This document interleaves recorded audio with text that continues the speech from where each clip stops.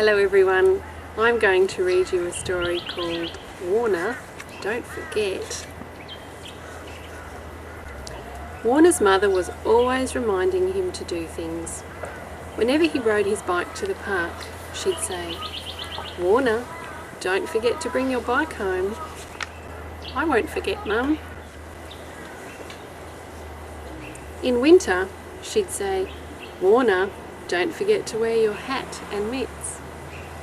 It's really not that cold." In summer, she'd say, "Warner, don't forget to stay out of the sun. It's really not that hot." In the cold morning, as she kissed him goodbye, she couldn't resist saying, "Warner, don't forget to come straight home after school." "I won't forget, Mum." And each night, before he went to bed, she'd remind him, "Warner, don't forget to brush your teeth." "I won't forget, Mum." One day, Warner brought a note home from school that said his class was going to the zoo. "Oh, Warner, I'd love to come with you," said his mum.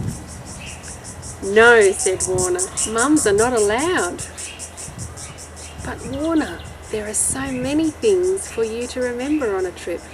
How will you manage?" "I'll remind myself," Warner said confidently. "I am 6 years old, you know." On the morning of the trip, as Warner and his class crossed the street, the crossing guard murmured, "Warner, don't forget to look both ways." A little later, a jogger staggered by and breathlessly wheezed, "Warner, don't forget to do up your jacket. It's chilly today." When they arrived at the zoo, the teacher paid for the tickets. As Warner went through the gate, the ticket taker whispered, "Warner, don't forget to stay with your group."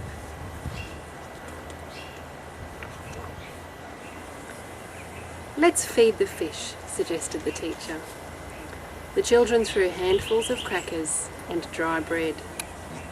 As Warner was about to throw his handful, a lady in a big straw hat sidled up to him and warned, "Warner, don't forget to keep away from the edge of the pond." At the monkey's cage, there was great activity. The monkeys were swinging and chattering around the keeper, who was trying to feed them bananas. Warner laughed. Just then, the zookeeper looked directly at Warner and said, "Warner, don't forget to keep your fingers out of the cage." Next, the children went to see the dolphins swimming in their tank. They gazed through the windows and watched the playful mammals dive past. As Warner peered through the glass, he saw a snorkeler.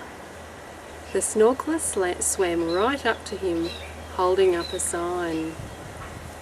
"Warner, don't forget to keep your nose off the glass."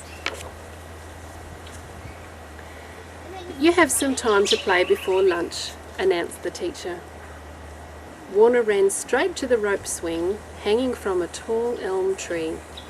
He was just about to take a giant swing when he heard a voice hiss from above. "Warner, don't forget to hold on tightly." "Whoops!"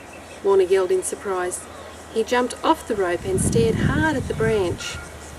Warner shook his head and said, "A talking branch. What next?"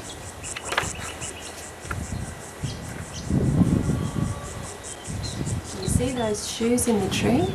I wonder who they belong to." Later that night, Warner's mum tucked him into bed and kissed him goodnight. "You must be very tired after your busy day at the zoo," she yawned. Warner smiled. As his mother was closing the door, Warner called out, "Mummy, don't forget to tie your shoelaces. They've been untied all day long." And that's the end of the story.